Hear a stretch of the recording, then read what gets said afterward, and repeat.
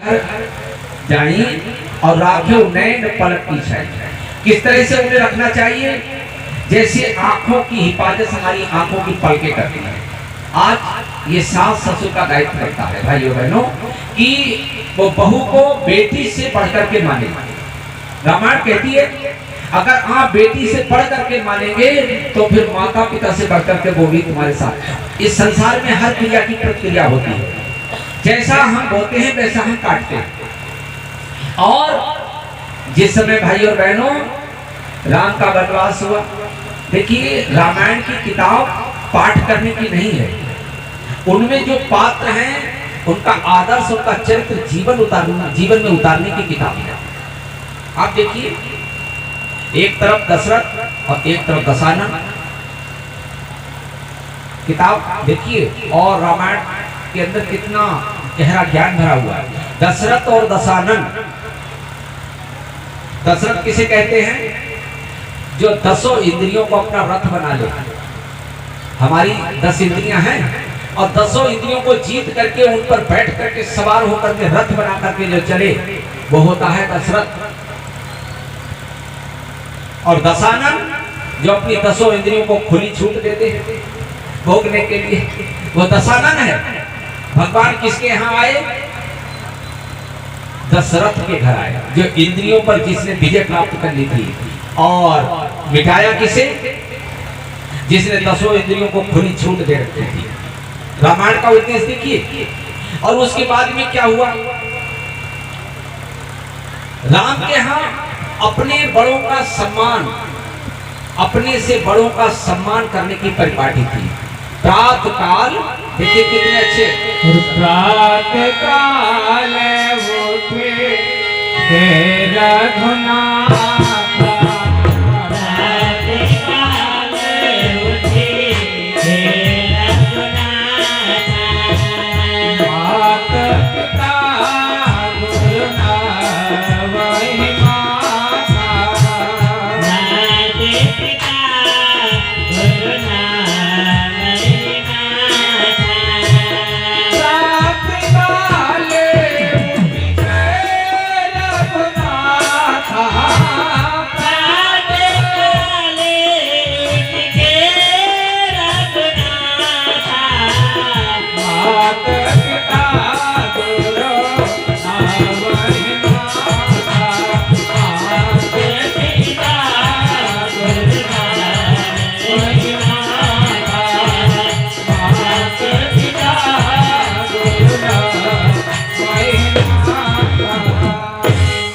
सद्गुरु भगवान की जय। जो बेटी प्रातः समय उठ करके सबसे पहले अपने माता पिता का आशीर्वाद ग्रहण करते हैं, चरण छू करके, वो जीवन में सफल होते हैं। बड़ी बड़ी मुसीबतें उनके जीवन में आएंगी मगर उनका कुछ बाल बाका नहीं कर पाएंगी। माता पिता का आशीर्वाद बहुत बड़ी छत्र छाया होती है। और ये काम कौन करते थे? राम के चारों भाई सुबह उठ करके अपने माता पिता और गुरुओं का आशीर्वाद ग्रहण करना। देखिए रामायण की पुस्तक आदर्श और चरित्र को जीवन में जिसने उतार लिया तो उसे इसी जीवन में स्वर्गीय आनंद मिल जाएगा भाई और बहनों। और क्या है? माता पिता की आज्ञा का पालन करते थे, अपने बड़ों का सम्मान और आज्ञा का पालन करना।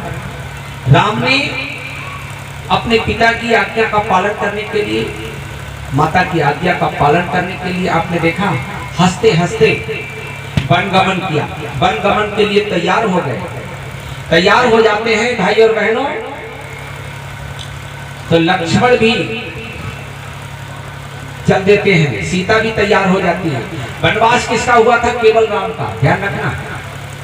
सीता क्यों तैयार हुई? सीता ने कहा हमें पत्नी धर्म निभाना है। हम अपने पति के साथ में सुख में रहे हैं तो दुख में कौन रहेगा? हैं? मैं अपने पति के साथ में दुख में भी साथ में रहूंगी। सुख में मैं रही हूं तो मेरा दायित्व है मैं अपने स्वामी के साथ दुख में भी रहूंगी। और सीता को बहुत समझाया राम ने, नाना प्रकार से समझाया कि वनों में दुख है, परेशानियां हैं, दानव हैं, हे देवी, मेरी ये इच्छा है कि तुम यही रहो, सुखों को भोगो, और वनों में बड़े कष्ट हैं। तो सीता ने मालूम क्या कहा, जिया बिनु देह, जिया बिनु देह नदी बिनु बारी, तैसे नाथ पुरुष बिन नारी। हे स्वामी, जैसे शरीर से प्राण निकल जाए तो शरीर बेकार हो जाता है, इसी प्रकार नारी के लिए, नारी अगर पति से अलग होती है तो समझ लीजिए वही हाल हमारा हो जाएगा। हे स्वामी, मुझे अपने से दूर मत करो। बहुत सीता को राम ने समझाया, बल्कि सीता एक बात नहीं मानी, तो कहा अच्छा चलो माता जी से आज्ञा ले लो।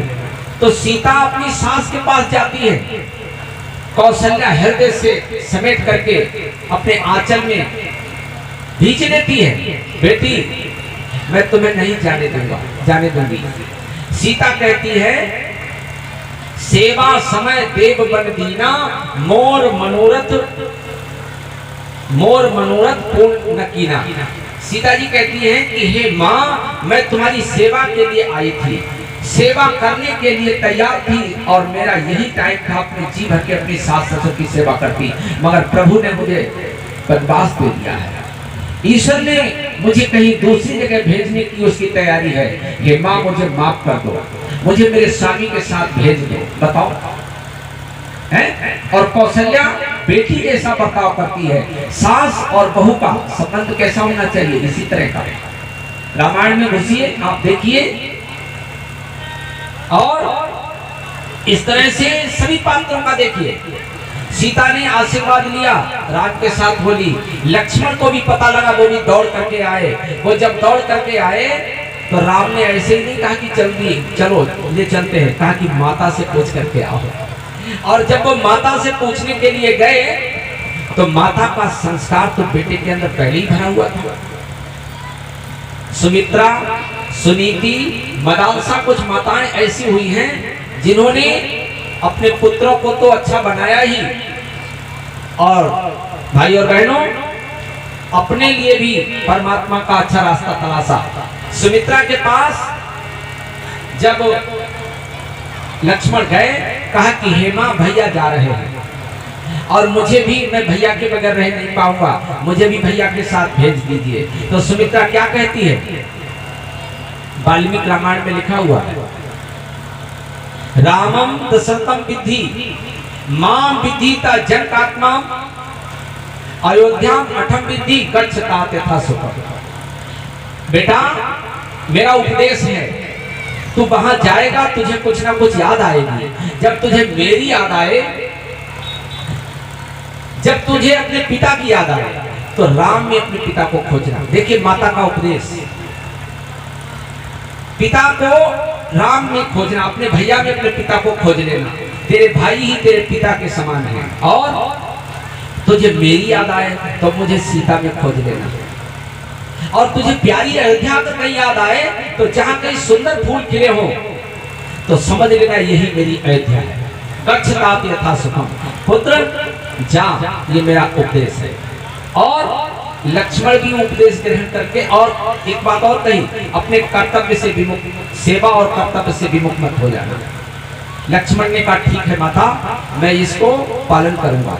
और लक्ष्मण चल दिए। जैसे ही चल दिए, मां से उपदेश ले रहे थे, राम भी पीछे से आ गया। क्या कहने लगे, कहने लगे मैया, लक्ष्मण मेरे बगैर रह नहीं पाएगा, ये सूख सूख करके कांटा हो जाएगा, क्या मना तो नहीं किया, इसे मेरे साथ भेज दो। और भाइयों बहनों, सुमित्रा ने कहा ठीक है राम, ले जाओ। और जिस समय लक्ष्मण के शक्ति लगती है, बाण लगता है, आप देखिए रामायण में भाई भाई का क्या प्यार है। जब बाण लगता है, मूर्छित अवस्था में लक्ष्मण पड़े होते हैं, राम बिलक बिलक करके रो रहे हैं, अर्धरात्रि हो गई है, और कहते हैं कि जो जनते बनबंध बिछोहू, मैं अगर जानता कि मेरे भाई का, मैं तुम्हें माता पिता की सुख सुविधा से वंचित करके अपने साथ लाया था, और मैं अगर ये जानता कि आज मेरे भाई का मुझसे बिछो हो जाएगा, तो मैं पिता के वचन को भी भंग कर देता। बताओ, जो जनते बनबंध बिछोहू, पिता वचन मनते ना ओहू, मैं पिता की बात को नहीं मानता। बताओ, भाई का प्यार, कैसा होना चाहिए? ऐसा होना चाहिए। भाई और बहनों, पति पत्नी का प्रेम कैसा होना चाहिए, ये सब रामायण हमारी सिखाती है। माता पिता का आशीर्वाद कैसे ग्रहण करना चाहिए, हमारी रामायण सिखाती है। आज क्या हो रहा है, आज बेटे बड़े हो जाते हैं तो वो ये कहते हैं कि अरे हम तो बहुत होशियार हो गए, अब हम पिता से क्या सलाह लें। देखिए कि पिता के पास ज्ञान की पूंजी होती है, अनुभव की पूंजी होती है, बुजुर्गों के पास अनुभव की पूंजी होती है, ज्ञान की पूंजी होती है, और आप उनसे सलाह लीजिए, आपको सफलता मिलेगी। एक छोटी सी बात आपको एक कहानी के माध्यम से बताते हैं। एक बार एक बेटे की शादी तय करने के लिए कन्या पक्ष वालों के पास कुछ लोग गए। कन्या पक्ष वाले ने एक शर्त रखी, बोले अपनी बेटी की शादी तो हम कर देंगे, मगर शादी में कोई बुजुर्ग नहीं आना चाहिए, कोई बूढ़ा आदमी ना आए, सभी जवान लोग शादी में आए, हम अपनी बेटी की शादी तुम्हारे साथ कर देंगे। तो आजकल के लड़के ठहरे, उन्होंने कहा बूढ़ों की जरूरत ही क्या है, हम लोग आएंगे, डांस करेंगे, हैं? और सबके सब ने शर्त स्वीकार कर ली। और कन्या का पिता बहुत होशियार था, वो समझ गया, वो जानता था कि बूढ़े बुजुर्गों के बगैर काम आगे बढ़ने वाला है ही नहीं। अब सबकी सब बारात तैयार हुई, सब यंग सज धज के सबकी गाड़ियां तैयार थी, बारात चलने के लिए तैयार थी। इसी बीच में दूल्हे के नाना आ गए। नाना ने कहा भाई बारात में तो हम भी चलेंगे। तो कुछ युवाओं ने कहा नहीं नहीं, वहां बुढ़ों की कोई जरूरत नहीं है, वहां शर्त है। नाना बोले ना ना हम तो जरूर चलेंगे भाई। बहुत समझाया, बोले ना ना हम तो बिल्कुल चलेंगे। जब नहीं माने तो कहा कि चलो कहीं ना कहीं छुपा करके ले चले।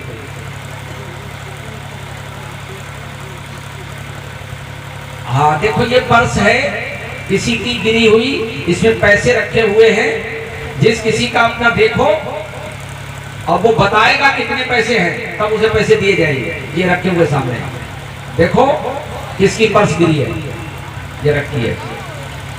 बोलिए भक्त और भगवान की जय। हाँ भाई और बहनों, तो नाना जी को बैठाला गया, गाड़ी में छुपा करके सामान के पास, सामान में छुपा करके नाना को बैठा लिया। बारात जब पहुंची गांव के किनारे, सूचना देने वाले आए, सूचना वालों ने कहा कि बारात आ गई। तो कन्या पक्ष वाले ने कहा कि पहले 5 युवाओं को बुला करके ले आओ। तो 5 युवा जो मुख्य थे वो गए। तो कन्या के पिता ने कहा ठीक है, शादी करने के लिए हम तैयार हैं, आप जिधर से निकल करके आए हो वो नदी जो पड़ती है, उस नदी में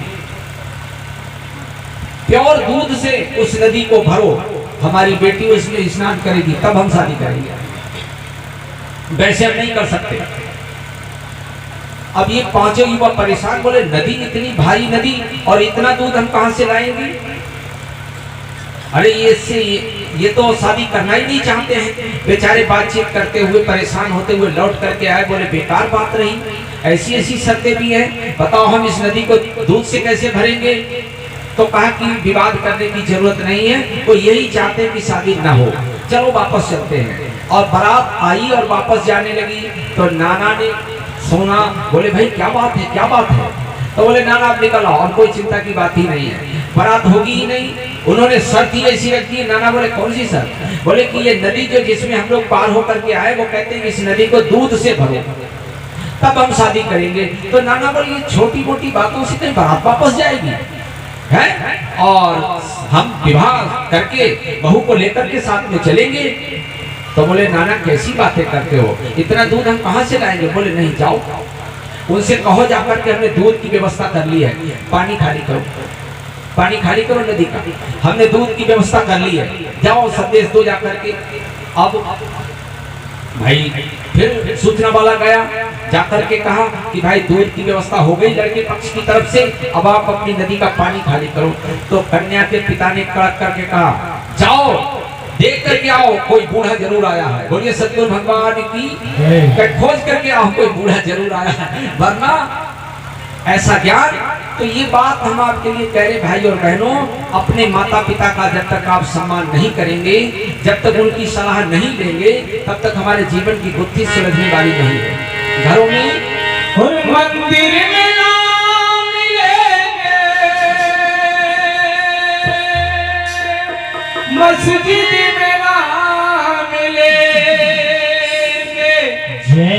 और घर ही में बैठे हैं तेरे भगवान। सभी भाई बहन ताली बजाते हुए गाएंगे, कर लो माँ को प्रणाम, कर लो पिता को प्रणाम, कर लो माँ को प्रणाम, कर लो पिता को प्रणाम।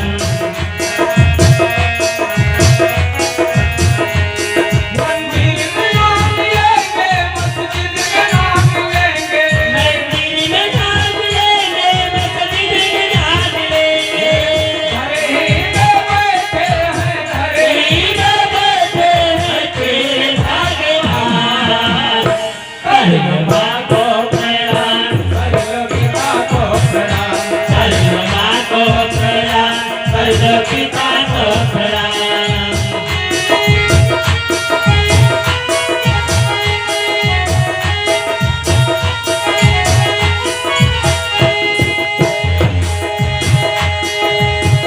जिस माँ ने तुझे जन्म दिया, उस माँ को कैसे भूल गया, उसे माँ को कैसे भूल गया, उसे माँ को कैसे भूल गया।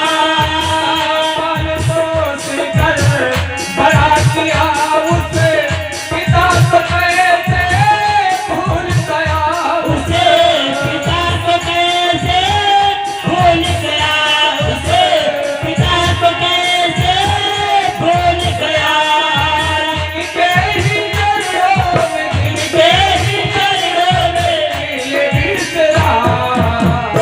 कर लो माँ को प्रणाम, कर लो पिता को प्रणाम, कर लो माँ को प्रणाम, कर लो पिता को प्रणाम।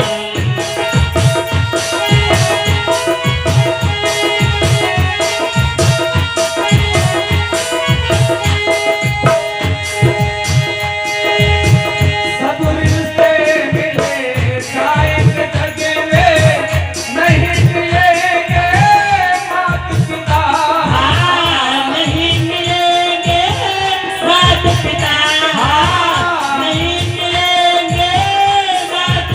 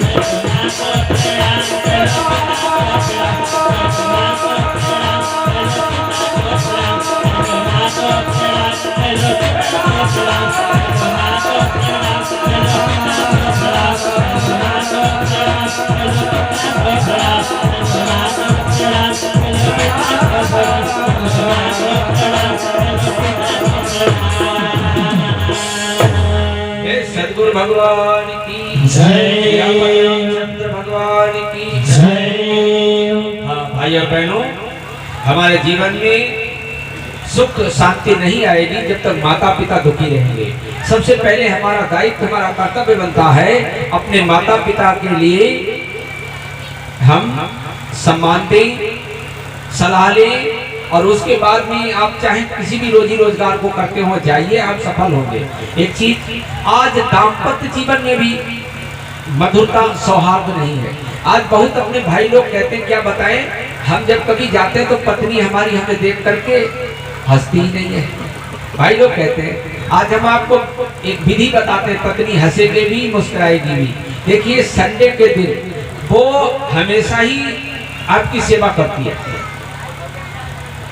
और बड़े ही अनन्य भाव से आपकी सेवा में दत्तचित्त लगी रहती है। और इतवार वाले दिन छुट्टी होती है, उस दिन आप चाय बनाइए अपने हाथों से और पत्नी से कहिए, आज हमारे हाथों की चाय पीजिए, आज हम चाय बनाएंगे, आओ लो पियो। देखो वो हंसेगी नहीं, मुस्कुराएगी है। हम कभी उसकी भावनाओं का आदर नहीं करते हैं। भाई और बहनों, गुरुजी ने कहा, ये जो विवाह दिवस होता है, जिस दिन हमारी शादी होती है, हर वर्षगांठ मनानी चाहिए, विवाह दिवस मनाया जाना चाहिए। और हमारे पुराणों में, हमारे शास्त्रों में विवाह दिवस मनाने से क्या है, दाम्पत्य जीवन में जो कटुता आती है, जो जीवताशीलता आ जाती है, हम अपने अनुशासन, अपने संकल्पों को भूल जाते हैं, तो फिर हम उसको सुधार करते, हमारे जीवन में मधुरता आनी चालू हो जाती है। देखिए भगवान राम के जीवन में देखिए, पैसे से, धन दौलत से दाम्पत्य जीवन का कोई वो नहीं है। गरीबी में भी हम पति पत्नी स्वर्गीय परिस्थितियों का आनंद ले सकते हैं। कैसे? राम को आप देख लीजिए, राम जिस समय वन में गए, वर्षगांठ हुई, साल गिरह मनाने का जब समय आया, तो उस दिन क्या होता है, पत्नी अपने पति के लिए कुछ देती है। ध्यान रखिएगा, साल गिरह वाले दिन पत्नी अपने पति के लिए कुछ गिफ्ट में देती है और पति अपनी पत्नी के लिए कुछ देता है। जब राम ने देखा कि आज हमारी सालगिरह है, आज क्या करेंगे, तो फिर वो वन में चुपके से निकल गए अपनी सीता के लिए। तो सोचने लगे कि यहाँ जेवर तो है, करेंगे अपनी सीता को सजाएंगे, अपनी सीता को सजाएंगे। ये रामायण में लिखा हुआ है, रामायण की बात कहते हैं, अलग की बात नहीं कहते। और उन्होंने फटिक शिला पर सीता को बैठाल करके और तरह तरह के फूलों से कानों के जेवर, गले का जेवर, नाना प्रकार के जेवरों से अपनी सीता को बैठाल करके लगे सजाने। और सुंदर गुलाब का शीश फूल, जय हो, सुंदर गुलाब का शीश फूल, कटिया कमलों के कलिया है। सुंदर गुलाब का शीश फूल, कटिया कमलों के है। सुंदर गुलाब का शीश फूल, जय जय, कमलों के कलिया है। मोतिया पिरोया बाल बाल, मोतिया पिरोया बाल बाल, बालिया दुहे के लड़िया है। मोतिया पिरोया बाल बाल, बालिया दुहे के लड़िया है।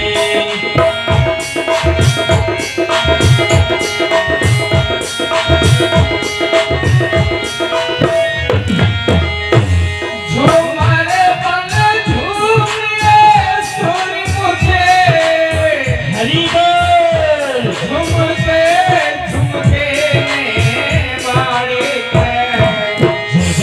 कचनार गले नासिका फूल, कचनार गले नासिका फूल, तो करण फूल बासंती है।